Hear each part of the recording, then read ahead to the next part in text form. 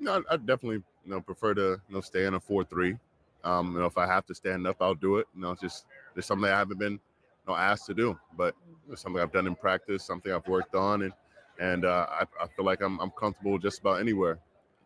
It's no secret that quarterback has been the issue in Cleveland.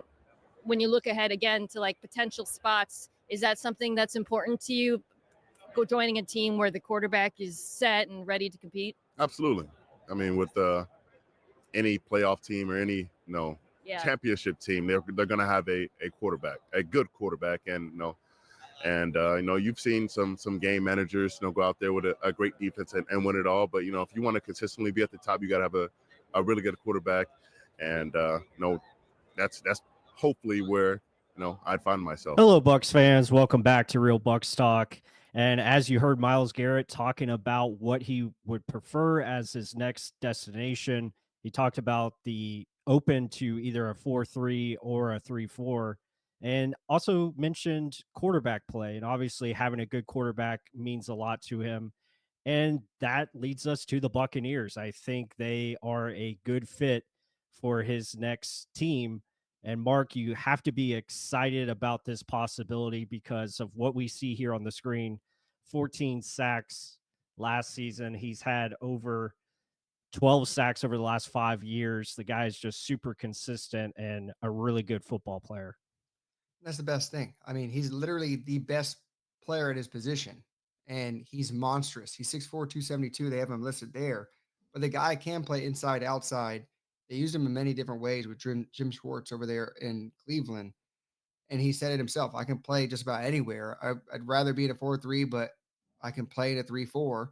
Yes, we're a 3-4 scheme with Todd Bowles, but Todd Bowles himself says it's very multiple. There's times where we're in 4-3. There's times we're in 3-4. He moves people around all the time. Like Kalijah Cansey is standing up at times. Vita Vea is standing up at times. It's more the creativity of how you use your down lineman. He wouldn't be used and just put your hand in the dirt and get after it. Maybe he wants that and would rather be in a 4-3 based off of that. But there's ways they would use him as a down lineman consistently as well. You have one of the best players, if not the best defensive player in the game. You're going to find ways to use him to his best advantage. So, I mean, in my opinion, if the Bucs did get him, I would say yes, give the picks away. I mean, you're not going to get a first round pick that's going to be this good. Let's just be honest, flat out, especially at 19. And if you're giving away next year's too, I'm almost saying that is your home run shot that you're trying to go win a championship. And there's people that say, oh, you're mortgaging your future.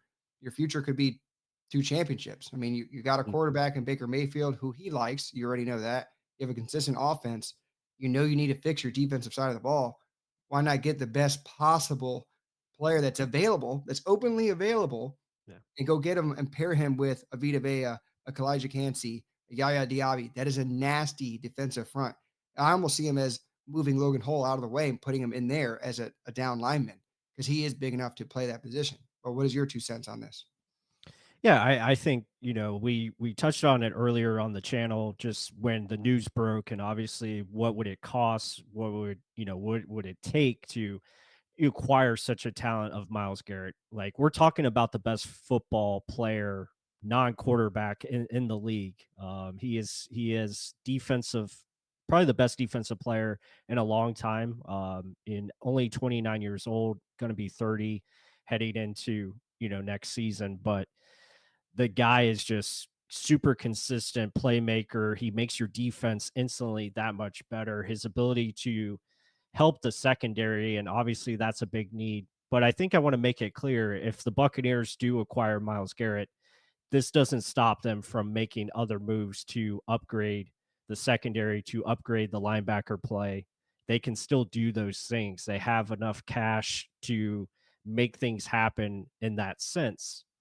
But I agree with you. I think just adding him to Cansey and Vita Vea, Yaya Diaby, good compliments where he has that speed to power, that ability to make things happen. Again, you just see him on the screen here, ability to create turnovers, to create fumbles, help the secondary out. I mean, every play here is a fumble. Like, it's just crazy how his ability to be disruptive and cause things and create things for his defense. So really important. And just going back to his stats again, this guy's worth it. Like 2 first round picks, that's that's really not a big issue. It's not a big deal because the Buccaneers have their team in place. They have a quarterback. They're not looking for a quarterback.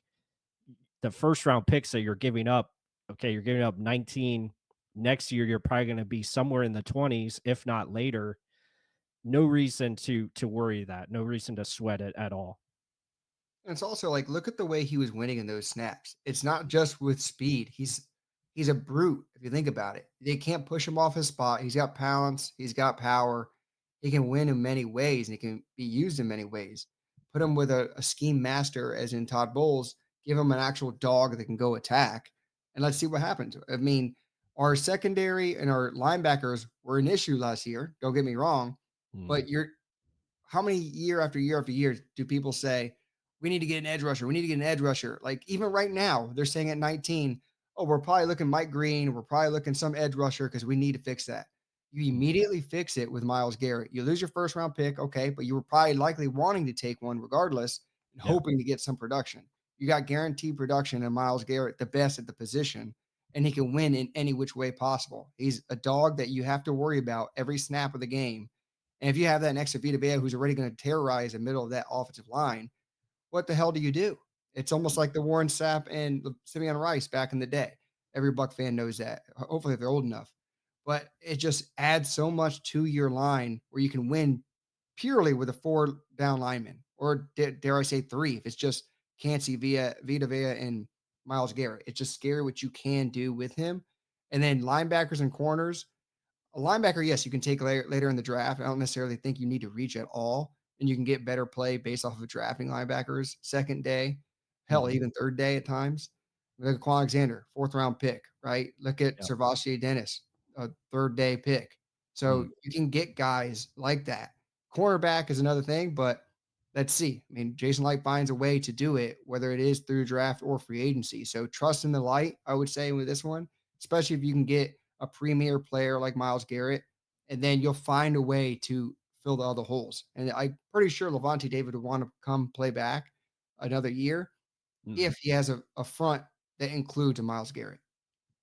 Yeah, I mean, we heard, Tristan Wirfs talk about it yesterday. He was joking on the matter, but I think he was serious in some regard because players know how good Myles Garrett is. So, um, you know, 620 WDAE asked him the question, if he was general manager, what would you do? And he's like, well, call Myles Garrett. And yeah, I mean, it just makes a lot of sense. And obviously, I think a lot of teams around the league are having same conversations. So it just depends on, how much is he going to be worth it, or, how much is he going to cost? Um, and I think you have to try to make at least an attempt to go get him. First round picks. I know Jason Light has value on those picks. He likes his draft picks, but at the same time, Myles Garrett hasn't been available. So now he's available. And to make a move like that, it would be very similar to the one he made for Tom Brady. I know Tom Brady was a free agent, but still, it's that type of impact that you'd be adding to this defense, and it makes your secondary that much better. You can even maybe keep Jamel Dean. Like if you want to keep him around, you can still do that. You can still add another free agent corner. You can add a draft pick. There's a lot of things that the Buccaneers can do this offseason. So I want to make that clear that if the Buccaneers make a move like this, it's not going to strain them or keep them restricted from making other outside moves to add to this defense, which we fully expect them to do this offseason.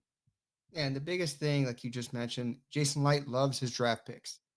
Why? Because he usually hits with them. Like a lot of his draft picks were homegrown. Like all these players are on the Bucks roster, were all picked by him. So he loves his draft picks, yes.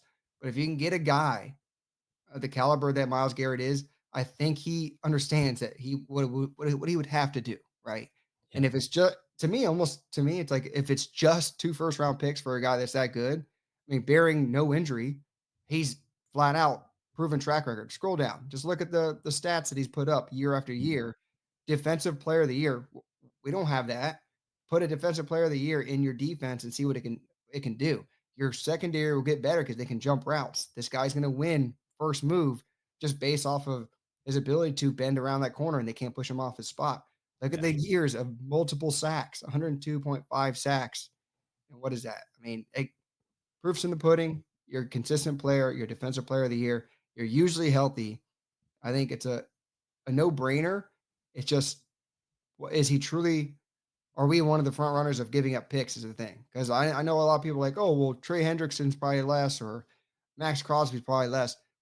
They're not truly available. I know they're saying they want money, but this guy literally told the franchise, get rid of me. I want to go to a winner. And the Bucs are a winning team. They have a quarterback in place, a defensive coordinator as a head coach who would likely find a way to use this guy. Very fun puzzle piece, chess piece. I think it's a no-brainer in my opinion. It's what does Jason Light think? Right, absolutely. Couldn't agree more. With that said, guys, hope you enjoyed this video. Be sure to hit the like button. Comment down below your thoughts. Should the Buccaneers go after Myles Garrett? Can it work? We think it can. It's, I think, a perfect fit, to be honest. And hopefully we get some news coming up, later this offseason, and maybe the Buccaneers are the team that he is on. Wouldn't that be something? And with that said, until the next one.